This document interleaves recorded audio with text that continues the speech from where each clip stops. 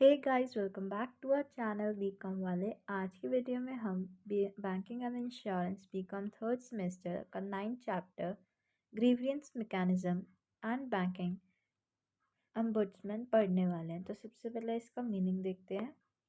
Introduction. RBI ने कुछ instructions issue किए थे बैंक्स को रिगार्डिंग एनालिसिस और डिस्क्लोजर एंड कंप्लेंट्स। तो एज पर आरबीआई तो उन्होंने मेंशन किया था एक प्रॉपर एनालिसिस और डिस्क्लोजर होना चाहिए कंप्लेंट्स का, जो तब भी पॉसिबल हो सकता है अगर एक effective machinery for addressal grievances banks में रखी जाए। तो बैंक्स को एडवाइस किया था आरबीआई ने कि वो इंश्योर करे एक सूटेबल मैकेनिज्म जो एग्जिस्ट करता है for receiving end addressing complaints उसके कस्टमर्स से, कॉन्स्टिट्यूएंट्स से, जो इसके स्पेसिफिक एम्फेसिस पर वर्क कर रहे हैं, और इनको रिजॉल्व करना फ्रॉम सच कंप्लेंट्स। तो इनिशिएटिव क्या लिए बैंक ने? सबसे पहले complaint register. Bank bank should be insure कि वो अपना कंप्लेंट रजिस्टर रखते हैं। एक्नॉलेजमेंट ऑफ कंप्लेंट्स सेम ही रहेगा। टाइम पीरियड, बैंक एक टाइम फ्रेम ऐसा रखें जिसमें वो रिजॉल्व करे कंप्लेंट्स डिफरेंट लेवल्स की। Complaints relating to priority sector, अलग अलग सेक्टर जैसे एग्रीकल्चर, मैन्युफैक्चरिंग, अलग अलग जो भी रिक्वायर्ड हैं। डिस्प्ले नेम्स ऑफ ऑफिशियल, तो बैंक्स प्रोमिनेंटली डिस्प्ले करते हैं ब्रांचेस पर नेम्स ऑफ ऑफिशियल्स जो भी कंडक्टेड है फॉर रिड्रेसल ऑफ कंप्लेंट्स, उनके टेलीफोन नंबर्स और उनके एड्रेसेस। सेकेंड है नंबर ऑफ कंप्लेंट्स, तो बैंक्स को एक प्रॉपर डिटेल देनी होती है कि कितने हमारे पास कंप्लेंट्स आई फाइनेंशियल ईयर में। थर्ड है रिपोर्टिंग टू नोडल ऑफिसर, तो जब कंप्लेंट्स रिड्रेस नहीं की जाती 1 मंथ के अंदर, जो हमारे कनेक्टेड ब्रांच या फिर कंट्रोलिंग ऑफिसर होता है उनको फॉरवर्ड की जाती है कॉपी ऑफ इट।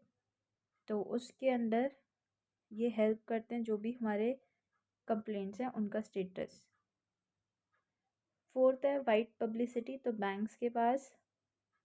बैंक्स को आरबीआई एडवाइस करता है कि वो वाइड पब्लिसिटी रखे of grievance redressal machinery advertisements के थ्रू और उनको अलग अलग वेबसाइट्स पर प्लेस करके। तो बैंकिंग ऑब्स्टमैन क्या होता है? एक ये क्वासी जुडिशियल अथॉरिटी है जो वर्क करती है अंडर 2006 एक्ट ऑफ इंडिया। तो ये अथॉरिटी तब क्रिएट हुई थी जब हमारे को एक डिसीजन लेना होता था बाय गवर्नमेंट ऑफ इंडिया, ताकि हम एनेबल कर सके रेजोल्यूशन हमारी कंप्लेंट्स के जो भी हमारे कस्टमर देना चाहते हैं टू बैंक। ये कुछ सर्विसेज से रिलेटेड थे। तो ये सबसे पहले इंट्रोड्यूस हुआ था by RBI in India in 1995 और इसको रिवाइज किया गया था 2002 में। तो इसका मीनिंग क्या है? ये एक सीनियर ऑफिशियल अपॉइंट करते हैं बाय आरबीआई ताकि वो एड्रेस कर सके कस्टमर की कंप्लेंट्स। अगर हमारी कंपनी में कोई भी, हमारे बैंकिंग सेक्टर में कोई भी डेफिशिएंसी आ रही है, तो ये क्वासी जुडिशियल अथॉरिटी को एक पावर दिया जाता है कि वह समन कर सके दोनों पार्टीज़ को, बैंक और कस्टमर, कि वो फैसिलिटेट कर सके resolution of complaint through mediation. तो ऑब्जेक्टिव क्या रहेगा इसका? ये रिसॉल्व करता है कंप्लेंट्स हमारे बैंक कस्टमर्स की। अपॉइंटमेंट कैसे ले सकते हैं? तो आरबीआई अपने गवर्नर के रिकमेंडेशन पे अपॉइंट कर सकता है एक या फिर ज़्यादा official for post of it. तो मिनिमम एज 55 ईयर्स है। Person selected they should be appointed for 3 years और उसको एक्सटेंड आप नहीं कर सकते टू द एज। इसकी एज लिमिट 65 ईयर्स तक ही रहेगी। स्कोप, लॉन्च अ कंप्लेंट, तो कस्टमर एक जो बैंक का है he is also able to launch a complaint, मतलब फाइल कर सकते हैं कंप्लेंट। सेकेंड है पास एन अवार्ड, तो एक जुरिस्डिक्शन की बैंकिंग सेक्टर में जो पास कर सकते हैं एक अवार्ड, उसको इंक्रीज़ कर दिया था इन्होंने 10 लाख से 20 लाख। कंपनसेशन एक्सीड नहीं करती for 1 lakh. Miss selling third party products, RBI extend कर देता है स्कोप ऑफ बैंकिंग को, जिसके अंदर हमारे बैंक्स पेनलाइज किए जाते हैं for miss selling third party. Powers और ड्यूटीज़ क्या रहेंगी?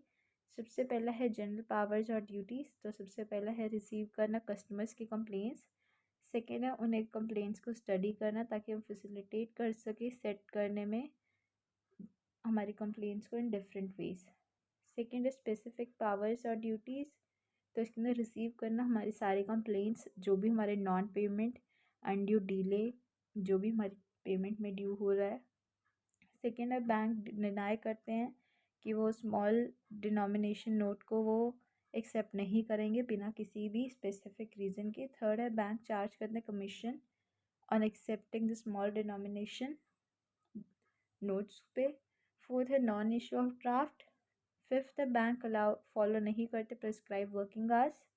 नेक्स्ट है बैंकिंग सेक्टर फेल हो जाता है जब वो ऑनर नहीं कर पाता, फेल हो जाता है क्योंकि जो उनका ऑनर करना होता है टू द कमिटेड गारंटी और क्रेडिट ऑफ लेटर। क्लेम्स जो भी है एक अनऑथराइज या फिर फ्रॉडुलेंट विड्रॉल्स में फ्रॉम डिपॉजिट अकाउंट। जो भी हमारे कंप्लेंट्स है रिलेटिंग टू डिपॉजिट्स, वो जैसे डिले हो रही है हमारे नॉन पेमेंट ऑफ डिपॉजिट्स में, उसके कलेक्शन में। कंप्लेंट्स रिगार्डिंग एक्सपोर्ट क्रेडिट, जैसे डिले हो रहा है हमारा रिसीप्ट ऑफ क्रेडिट प्रोसीड्स या फिर कलेक्शन ऑफ बिल्स में। नॉन कंपाइलेंस ऑफ डायरेक्शंस, जो भी आरबीआई के रिलेटेड है, through rate of interest, loans या फिर एडवांसेस। डिले हो रहा है in sanction of loan. Non compliance किसी और डायरेक्शन से of RBI from time to time. Next है हमारा प्रोसीजर। तो एक पर्सन जिसके पास एक कंप्लेंट है अगेंस्ट बैंक, वो अप्रोच कर सकता है और एक कंप्लेंट लिख सकते हैं इन राइटिंग। तो सबसे पहले नेम एंड एड्रेस ऑफ जो कंप्लेंट लिख रहा है वो क्लियरली लिखा होना चाहिए। नेम एंड एड्रेस जहाँ पे आप भेज रहे हो, बैंक की ब्रांच जहाँ पे आपने कंप्लेंट फिल करनी है। थर्ड है complaint should be explain clearly with the facts, और अगर कोई डॉक्यूमेंट्स चाहिए तो वो भी आप उसके सपोर्ट में लगाओ। फोर्थ है नेचर और एक्सटेंट, जो भी हमारा लॉस हुआ है बाय द कंप्लेंट और टाइप ऑफ रिलीफ। नेक्स्ट है हमारा complaint should approach ombudsman along with एक रिप्रेजेंटेटिव होना चाहिए जो बैंक का हो, उसके नाम पर कंप्लेंट लिखी जाए और कंप्लेंट शुड बी रिजेक्टेड, या फिर कोई भी जो हमारा अगर कोई रिप्लाई नहीं आता बैंक से from period of 2 months of received. Sixth है हमारा कंप्लेंट फिल होनी चाहिए विद इन 1 ईयर, जब आपकी डेट हुई है रिजेक्शन की, जब आपकी रिजेक्ट कर दी गई है कंप्लेंट या फिर हमारे फाइनल रिप्लाई से पहले ऑफ द बैंक। नेक्स्ट है सब्जेक्ट मैटर कंप्लेंट का, it should not be same जो सेटल हुआ बैंकिंग में इन एनी प्रीवियस केस। तो ग्राउंड ऑफ कंप्लेंट क्या हो सकते हैं? नॉन पेमेंट या फिर इनऑर्डिनेट डिले पेमेंट में या फिर कलेक्शन में, चेक की, ड्राफ्ट की, बिल की। नॉन एक्सेप्टेंस है विदाउट किसी सफिशिएंट कॉज के। नॉन एक्सेप्टेंट जैसे स्मॉल डिनोमिनेशन नोट्स में, कॉइन्स में जो टेंडर किए गए हैं, या फिर डिले हो रहा है पेमेंट में ऑफ इनवर्ड रेमिटेंस। फेलियर हो रहा है कि हम इशू करें या फिर डिले कर सके इशू ऑफ ड्राफ्ट। फेलियर है कि जो हमारी जो भी हमने प्रोवाइड करना एक बैंकिंग फैसिलिटी जो वो प्रॉमिस करती है राइटिंग में, वो नहीं कर पा रहे। डिलेस और non credit proceedings to parties account, non payment of deposits या फिर नॉन ऑब्जर्वेंस।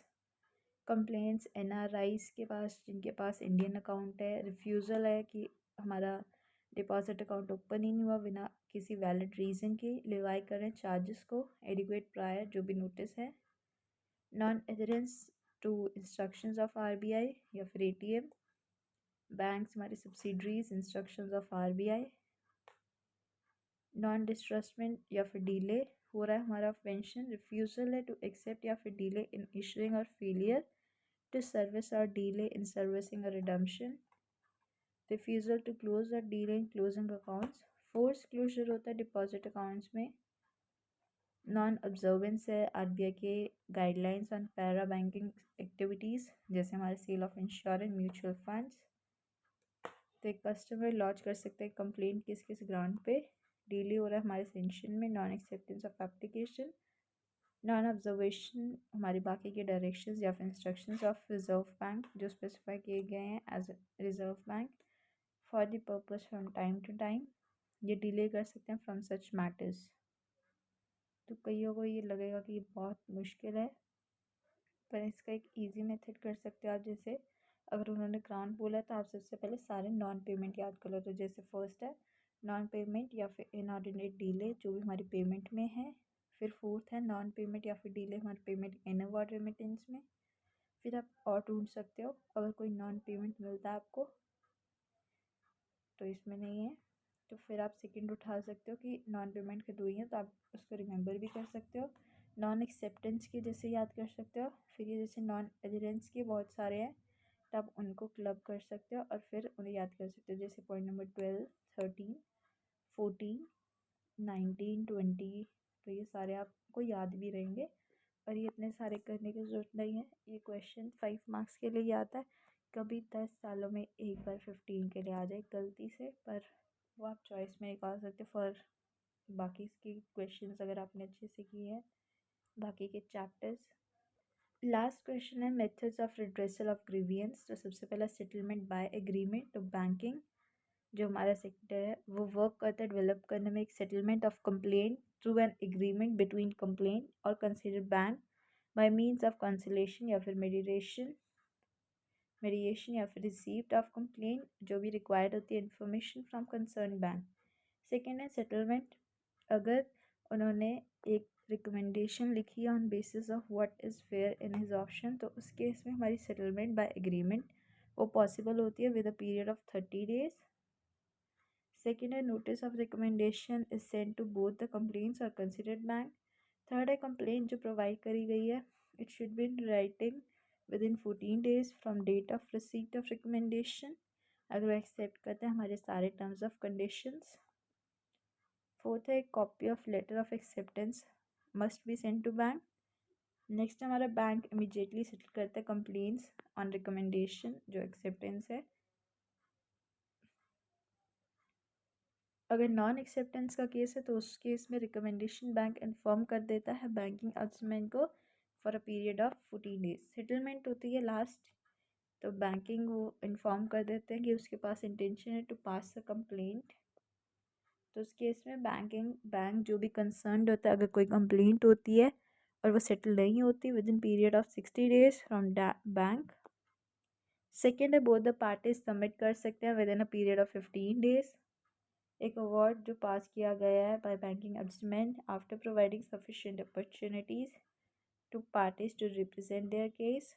और लास्ट होता है इसके अंदर जो भी हमारा बैंकिंग ऑम्बुड्समैन है वो एक्सप्लेन करे जो भी डायरेक्शंस है to the bank for specific performance of obligation, जो भी हमारा अमाउंट है वो पे किया गया हो और जो भी लॉस है उसको दिया जाए। ये राइटिंग में होता है और वैलिड रीजंस दिए जाने चाहिए for support of a word. तो इस चैप्टर में इतना ही था, ये 5 मार्क्स के लिए कर सकते हो वरना आप ये चैप्टर छोड़ भी सकते हो।